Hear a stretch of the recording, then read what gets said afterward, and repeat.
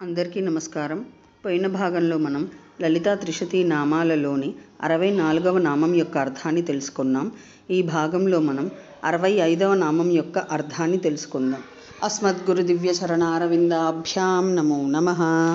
అశేషజనమోహినీం అరుణమాల్యభూషాంబరాం జపాకుసుమభాసురాం జపవిధౌ స్మరేదంబికాం. శివాయ గురవే నమః.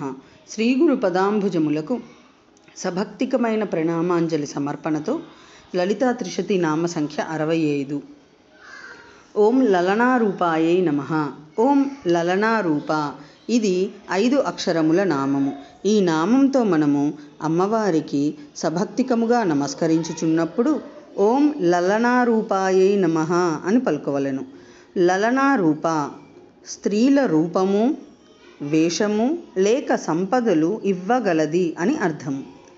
శక్తి నిరూపించబడునది, జ్ఞాపకము చేయబడునది కాన రూపమందురు.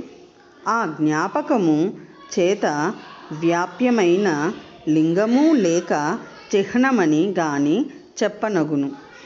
లలన అనగా స్త్రీల రూపము, వేషము లేక ఆభరణాద్యాలంకారములు, సంపదలు కానీ ఆకృతి విశేషణము కానీ కలిగి ఉండును కాన జగన్మాతకు లలనా రూప అను నామము ప్రసిద్ధము.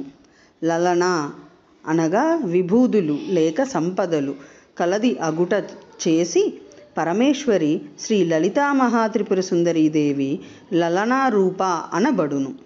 ఐశ్వర్యంతో వ్యాప్తమైన ఈ ప్రపంచమంతయు స్త్రీత్వ జ్ఞాపకమైన రూపంతో నిండి ఉన్నది అను పురాణ వచనము వలన పై విశేషణము స్పష్టమగును.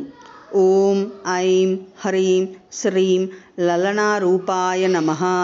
శివశక్తి రూపాయ నమఃశివాయ. ఓం ఐం హ్రీం శ్రీం శ్రీమాత్రే నమః. సర్వం శ్రీ సద్గురు దివ్య చరణారవిందార్పణమస్తు.